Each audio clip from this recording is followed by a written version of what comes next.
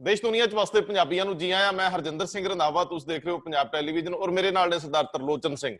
सरदार तरलोचन सिंह सिख मसलियां दे उत्ते लगातार गल करदे आ। बहुत सारे सिख मसले इन्होंने हल करवाए आ। राज सभा दे विच साडे साबका मैंबर पार्लीमेंट रहे आ और देश दीआं घट गिणतियां दी तर्जमानी करते रहे आ बतौर चेयरमैन घट गिणती कमीशन। मैं उन्होंने जी आया आखदा नाल लेना। सरदार साहब जी आया फतेह। सरदार साहब, बड़ी मुश्किल आउंदी है जदों दुनिया भर दे विच किधरों कोई सिखां नाल संबंधित माड़ी खबर आउंदी है, लेकिन उत्थे कोई बांह फड़न वाला नहीं हुंदा, सिर्फ लिप सर्विस हुंदी है। असीं बोल के बह जांदे आ, जां नखेदी कर लैंदे आ, जां धरवास दे दिंदे आ। अदरवाइज असीं नाल खड़े नज़र नहीं आउंदे। पाकिस्तान दे विच एक हादसा हुंदा, सिख श्रद्धालु 20 दे करीब मारे जांदे आ और असीं अपना इत्थों बयान दा के सार लैंदे आ। साडी कोई ना तां संस्था है ते ना साडा कोई अपना। इंज लगदा जिद्दां अनाथ जे हो गए होईए, कल्ले पै गए होईए। दुनिया भर दे विच अपना परचम बुलंद करने वाले सेवा के नजरिए तो सिख इत्थे आके अपने भरावां दी बांह फड़न जोगे नहीं। अक्सर असीं अपने आप वालों पिठ करके दूजियां दे गल पैण नूं फिरदे आ। कदे उन्हां दे असीं सेवा करदे आ और असीं अपने आप नूं बड़े महान दर्शाउने आ। जिथे जिथे भी लोड़ पई आ, अफगानिस्तान ला लो, हुण पाकिस्तान, जां जिथे भी किते दुनिया भर च सिखां नूं जरूरत पई आ, असीं कल्लिआं छड्डता। ना साडी कोई कौमी संस्था अगे औलदी है ते ना कोई व्यक्ति विशेष बांह फड़दा है। मैनूं इंज लगदा है कि असीं बहुत सारे प्राप्तियां दे बावजूद बहुत नुकसान कराए आ। साडे अपने जी रुलदे फिरदे आ ते बगानियां नूं असीं बहुत सन्मान दिंदे फिरदे आ, तमगे लाउंदे फिरदे आ। साडी झोली दे विच बड़ा कुछ है, लेकिन उंज असीं खाली आ।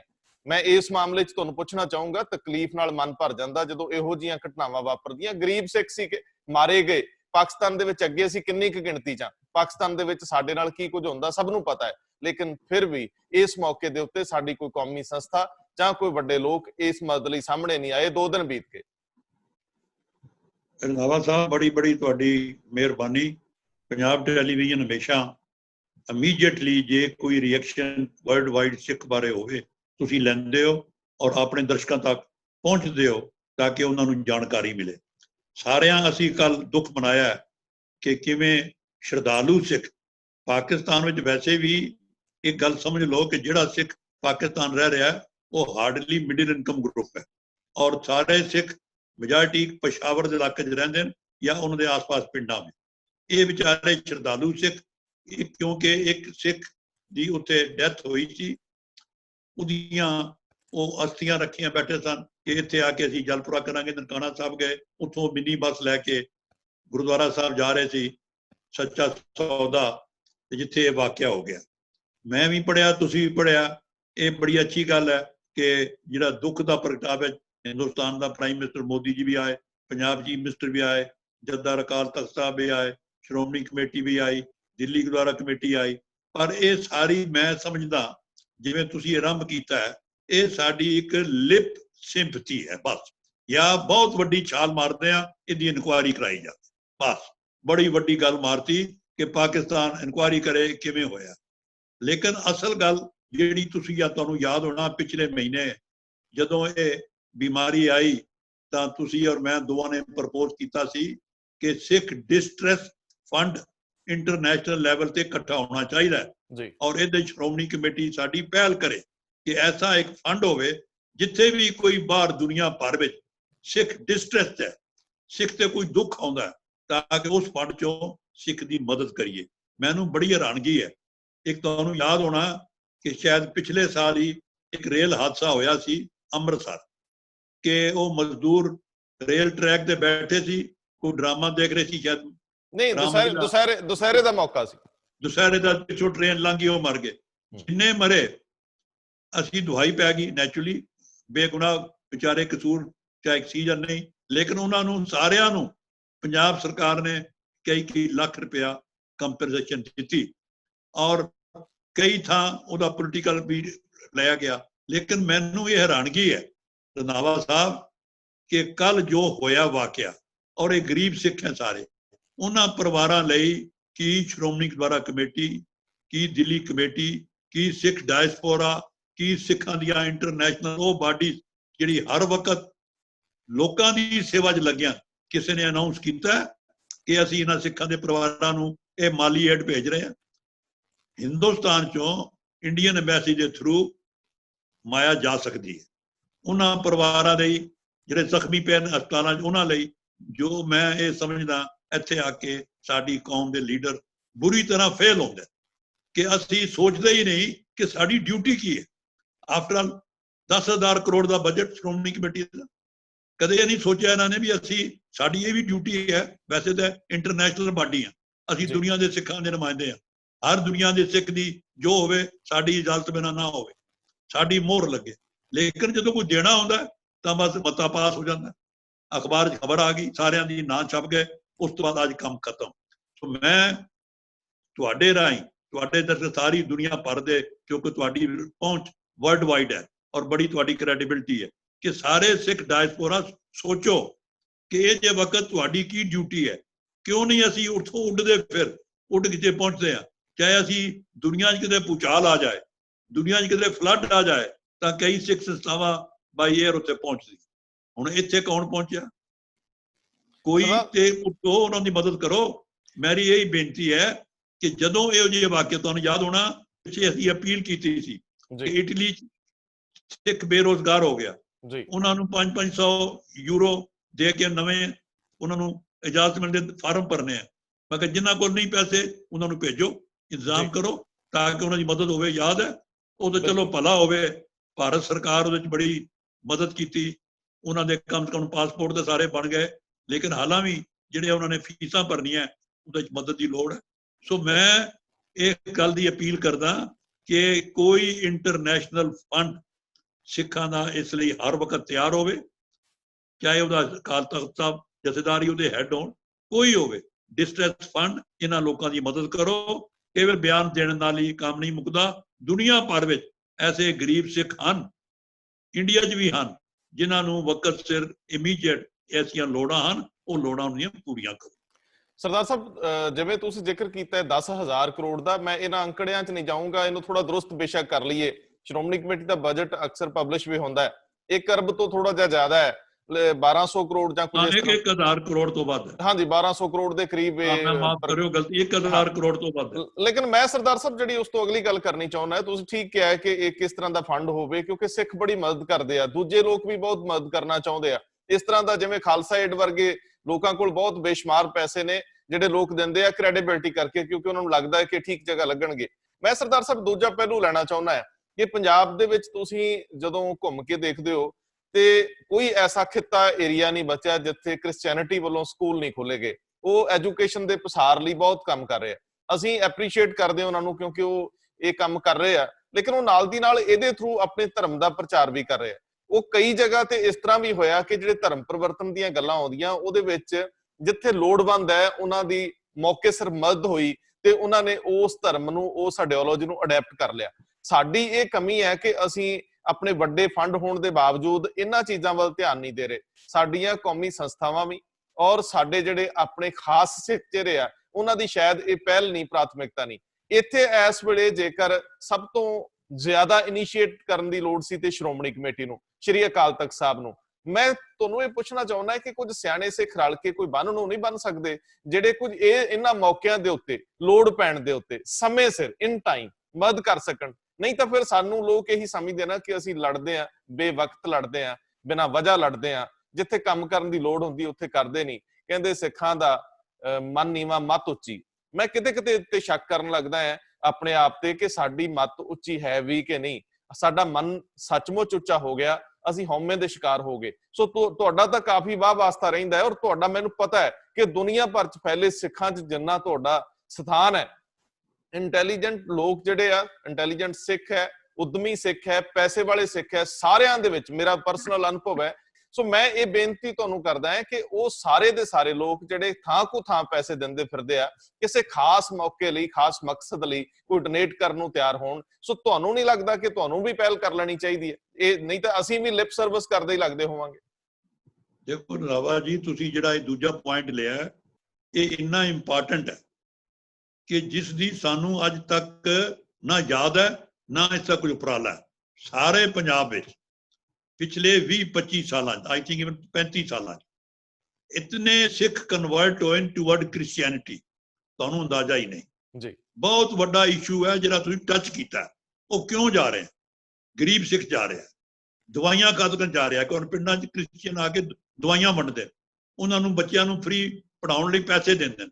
ਆਪਣੇ ਕ੍ਰਿਸਚੀਅਨ ਨੇ ਸਕੂਲ ਖੋਲੇ ਪੰਜਾਬ ਵਿੱਚ, ਉਹਨਾਂ ਸਕੂਲਾਂ 'ਚ ਉਹਨਾਂ ਨੂੰ ਲੈ ਜਾਂਦੇ ਨੇ, ਉਸ ਤੋਂ ਬਾਅਦ ਉਹਨਾਂ ਦੀ ਹੈਲਪ ਕਰਦੇ ਨੇ ਜਾਬ ਲਈ। ਔਰ ਸਾਨੂੰ ਪਤਾ ਹੀ ਨਹੀਂ, ਕਦੇ ਸੋਚੋ ਕਿੰਨੇ ਚਰਚ ਬਣ ਗਏ ਪੰਜਾਬ ਵਿੱਚ, ਕਿਉਂ ਬਣ ਗਏ, ਕਿਹਦੇ ਵਾਸਤੇ ਬਣ ਗਏ? ਇਹ ਕੋਈ ਬਾਹਰੋਂ ਕੇਰਲ ਤੋਂ ਆ ਕੇ ਲੋਕ ਉੱਥੇ ਆਉਣਗੇ ਸਿੱਖਾਂ ਲਈ, ਪੰਜਾਬੀਆਂ ਲਈ? ਸੋ ਇਧਰ ਸੋਚਿਆ ਹੀ ਨਹੀਂ ਕਿ ਅਸੀਂ ਉਹਨਾਂ ਨੂੰ ਕਿਉਂ ਨਹੀਂ ਰੋਕ ਸਕੇ। ਜੋ ਤੁਸੀਂ ਕਿਹਾ 100% ਠੀਕ ਹੈ। ਉਹਨਾਂ ਗਰੀਬਾਂ ਦੀ ਕਦੇ ਕਿਸੇ ਪਿੰਡ ਸਾਰ ਨਹੀਂ ਲਈ, ਕਦੇ ਅੱਜ ਤੱਕ ਸ਼੍ਰੋਮਣੀ ਕਮੇਟੀ ਦਾ ਸਾਰੇ ਪੰਜਾਬ ਵਿੱਚ ਪ੍ਰਸਾਰ ਹੈ, ਇਹਨਾਂ ਦੇ ਆਪਣੇ ਮਿਸ਼ਨਰੀ ਹੈ, ਗੁਰਦੁਆਰਿਆਂ ਦਾ ਵਰਕਿੰਗ ਹੈ। ਕਦੇ ਉਹਨਾਂ ਨੇ ਅੱਜ ਤੱਕ ਕੀਤੀ ਕੰਪਲੇਂਟ ਕਿ ਪੁਰਾਣੇ 5 ਪਿੰਡਾਂ 'ਚ ਇੰਨੇ ਲੋਕ ਚਲੇ ਗਏ? ਸਾਡੇ ਕੋਲ ਤਾਂ ਫਿਗਰ ਹੀ ਹੈ ਨਹੀਂ ਕਿੰਨੇ ਸਿੱਖ ਕਨਵਰਟ ਹੋ ਚੁੱਕੇ ਹੈ। ਇਹ ਇਸ਼ੂ ਜਿਹੜਾ ਹੈ ਇਹ ਬਹੁਤ ਵੱਡਾ ਹੈ, ਜਿਹੜਾ ਤੁਸੀਂ ਹੁਣ ਟੱਚ ਕੀਤਾ। ਇਸ ਤੇ ਅੱਜ ਤੱਕ ਕਦੇ ਸ਼੍ਰੋਮਣੀ ਕਮੇਟੀ ਨੇ, ਕਦੇ ਕਿਸੇ ਸਿੱਖ ਸੰਸਥਾ ਨੇ ਸੋਚਿਆ ਵੀ ਨਹੀਂ ਇਹਨੂੰ ਕਿਵੇਂ ਰੋਕੀਏ, ਕਿਉਂਕਿ ਅਸੀਂ ਤੇ ਚੁੱਪ ਕਰਕੇ ਬਸ ਕੋਈ ਅਖਬਾਰ 'ਚ ਬਿਆਨ ਦੇਣ ਦਾ ਬਹਾਨਾ ਲੱਭਦੇ ਹਾਂ ਕਿ ਕਿਵੇਂ ਅੱਜ ਸਾਡਾ ਬਿਆਨ ਕੱਲ ਅਖਬਾਰ 'ਚ ਆਵੇ, ਬਸ ਉਸ ਤੋਂ ਬਾਅਦ ਐਕਸ਼ਨ ਚੋਂ ਨਿਲ। ਸੋ ਇਹ ਇਸ਼ੂ ਸਾਰੀ ਦੁਨੀਆ ਦੇ ਸਿੱਖਾਂ ਲਈ ਹੈ ਕਿ ਪਹਿਲੀ ਗੱਲ ਤਾਂ ਮਾਫ ਕਰਿਓ, ਅਸੀਂ ਬੜੀ ਸੇਵਾ ਕਰਦੇ ਹਾਂ, ਅੱਜ ਦੁਨੀਆ ਭਰ ਵਿੱਚ ਸਾਡਾ ਨਾਂ ਹੈ, ਬੜੀ ਵੱਡੀ ਗੱਲ, ਚੜ੍ਹਤ ਵੀ ਬੜੀ ਹੈ। ਮਾਫ ਕਰਿਓ, ਅੱਜ ਮੈਂ ਖਬਰ ਪੜ੍ਹੀ ਤੁਹਾਡੇ ਰਾਹੀਂ ਦੱਸ ਦਿਆਂ, ਕਿਉਂਕਿ ਫਰਾਂਸ ਵਿੱਚ ਪਹਿਲੀ ਵਾਰ ਇੱਕ ਸ਼ਹਿਰ ਵਿੱਚ ਇੱਕ ਸਰਦਾਰ ਪਗੜੀ ਵਾਲਾ, ਪੂਰਾ ਦਾੜੀ ਵਾਲਾ ਡਿਪਟੀ ਮੇਅਰ ਇਲੈਕਟ ਹੋ ਗਿਆ। ਇੱਕ ਪਾਸੇ ਚੜ੍ਹਤ ਹੈ।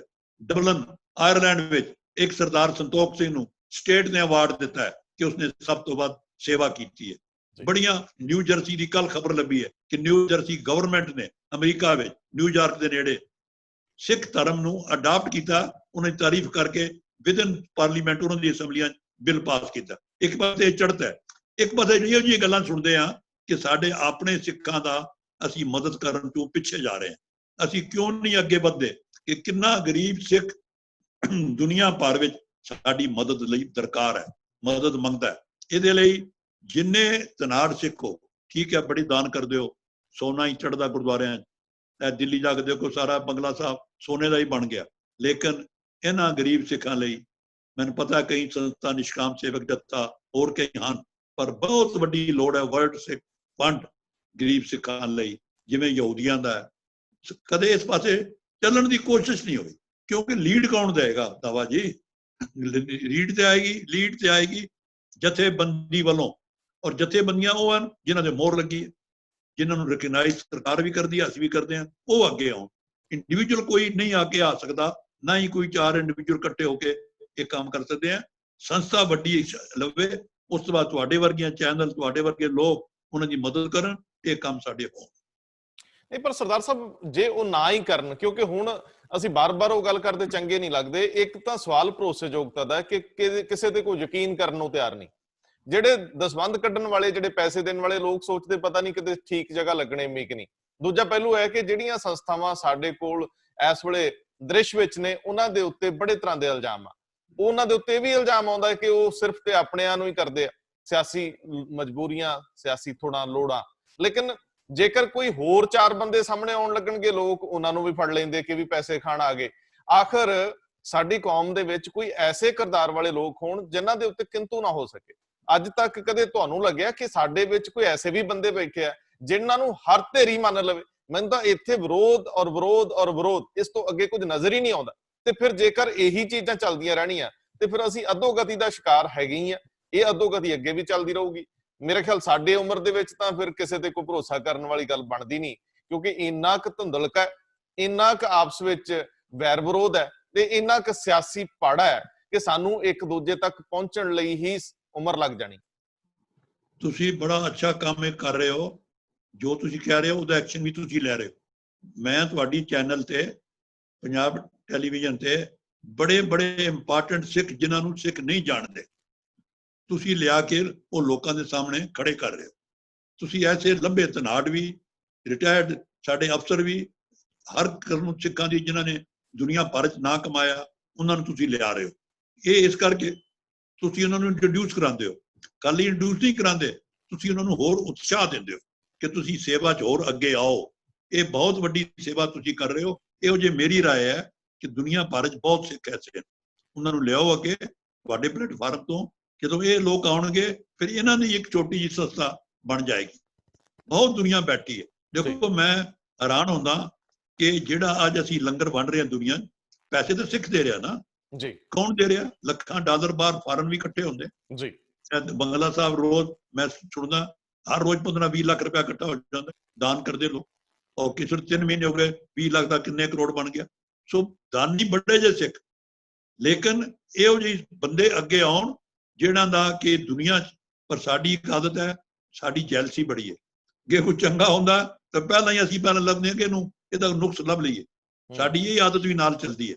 ਪਰ ਜਿਵੇਂ ਤੁਸੀਂ ਲੋਕਾਂ ਨੂੰ ਲਿਆ ਰਹੇ ਹੋ, ਮੈਂ ਤੁਹਾਡਾ ਇਹ ਧੰਨਵਾਦ ਕਰਦਾ। ਇਹਨੂੰ ਕੈਰੀ ਕਰੋ ਤਾਂ ਕਿ ਇਹ ਜੇ ਲੋਕ ਲੱਭ ਕੇ ਲਿਆਓ, ਫਿਰ ਇਹਨਾਂ ਨੂੰ ਤੁਸੀਂ ਰਿਕੁਐਸਟ ਕਰੋ ਵੀ ਭਰਾਵੋ ਆਓ ਅੱਗੇ ਇਸ ਕੰਮ ਦੀ ਮਦਦ ਕਰੋ। ਅੱਛਾ, ਇਹ ਸਰਦਾਰ ਸਾਹਿਬ ਜਾਂਦੇ ਜਾਂਦੇ ਸਿਰਫ ਇਹ ਪੁੱਛਣਾ ਹੈ ਕਿ ਜੇ ਪਾਕਿਸਤਾਨ 'ਚ ਵੱਸਦੇ ਸਿੱਖ ਜਿਹੜੇ ਜਿਨ੍ਹਾਂ ਨਾਲ ਹੁਣ ਟ੍ਰੈਜਡੀ ਵਾਪਰੀ ਹੈ, ਜਿਨ੍ਹਾਂ ਦੇ ਜਿਹੜੇ ਮਾਰੇ ਗਏ ਉਹਨਾਂ ਦੇ ਪਿੱਛੇ ਪਰਿਵਾਰ ਹੋਣਗੇ, ਉਹਨਾਂ ਦੀ ਮਦਦ ਲਈ ਤਰੀਕਾਕਾਰ ਕੀ ਹੋ ਸਕਦਾ? ਜੇ ਕੋਈ ਕਰਨਾ ਹੀ ਚਾਹਵੇ, ਕੋਈ ਸਿੱਖ ਕਰਨਾ ਚਾਹਵੇ, ਕੋਈ ਆਪਣੇ ਲੋਕ ਕਰਨਾ ਚਾਹਣ, ਤੇ ਉਹਨਾਂ ਨੂੰ ਕਿਵੇਂ ਅਪਰੋਚ ਕੀਤਾ ਜਾ ਸਕਦਾ ਹੁੰਦਾ? ਕਿਉਂਕਿ ਪਾਕਿਸਤਾਨ ਨਾਲ ਮਾਹੌਲ ਠੀਕ ਨਹੀਂ, ਪਾਕਿਸਤਾਨ ਨਾਲ ਰਿਸ਼ਤੇ ਚੰਗੇ ਨਹੀਂ, ਔਰ ਜਿਹੜਾ ਕੋਈ ਉਧਰ ਸੰਪਰਕ ਕਰਨ ਦੀ ਵੀ ਕੋਸ਼ਿਸ਼ ਕਰਦਾ ਹੈ ਉਹ ਵੀ ਏਜੰਸੀਆਂ ਦੀ ਨਜ਼ਰ ਤੇ ਆਉਂਦਾ ਹੋਊਗਾ।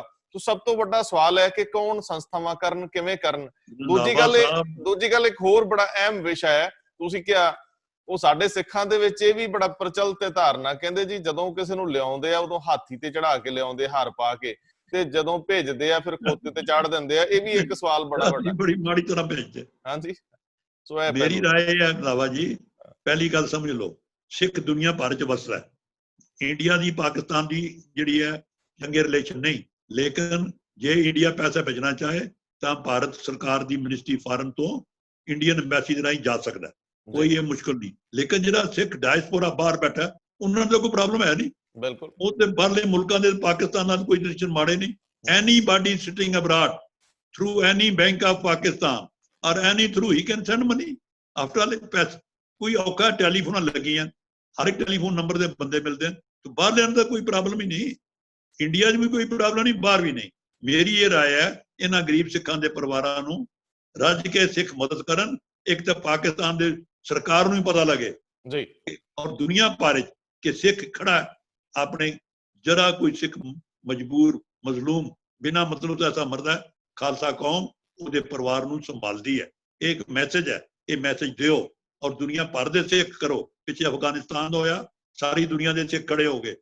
ਅਫਗਾਨੀ ਜਦੋਂ ਯਾਦ ਹੈ ਤੁਹਾਨੂੰ, ਔਰ ਤੁਸੀਂ 2 ਵਾਰ ਪ੍ਰੋਗਰਾਮ ਕੀਤਾ, ਅੱਜ ਉਹ ਸਾਰੇ ਮਸਲੇ ਹੌਲੀ ਹੌਲੀ ਠੀਕ ਹੋ ਰਹੇ ਕਿ ਤੁਹਾਡੀ ਉਹਦੇ ਵਿੱਚ ਬਹੁਤ ਵੱਡਾ ਰੋਲ ਹੈ।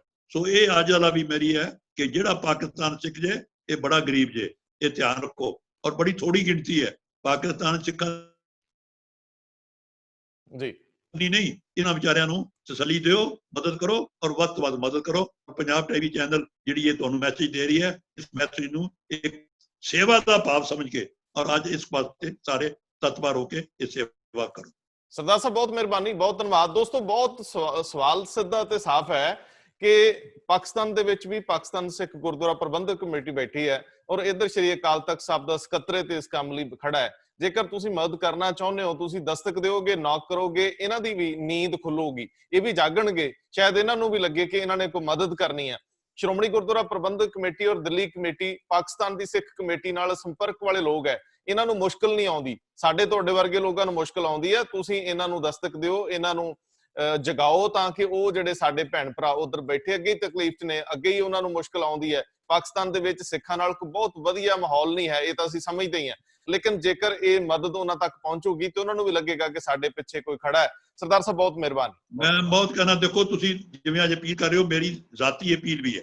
ਲੌਂਗੋਵਾਲ ਸਾਹਿਬ ਤੇ ਸਰ ਮਨਜਿੰਦਰ ਸਿੰਘ ਸਰਸਾ, ਇਹ ਦੋਨੋਂ ਪ੍ਰਧਾਨ ਦਿੱਲੀ ਔਰ ਚੁਣੇ, ਇਹ ਦੋਨੋਂ ਅੱਗੇ ਨਿਤਰਨ। ਇਹਨਾਂ ਦਾ ਸਰਕਾਰ ਪ੍ਰਤੀ ਵੀ ਬੜਾ ਪੋਜ਼ਿਟਿਵ ਹੈ। ਇਹ ਕਹਿ ਕੇ ਵੀ ਇਹਨਾਂ ਨੂੰ ਭਿਜਵਾਉਣੇ 'ਚ ਕੋਈ ਔਖਾ ਨਹੀਂ ਔਰ ਇਹ ਅੱਜ ਹੀ ਇਹ ਸੇਵਾ ਕਰਨ ਦਾ ਐਲਾਨ ਕਰਨ ਤਾਂ ਕਿ ਬਾਹਰਲੇ ਸਿੱਖਾਂ ਨੂੰ ਪਤਾ।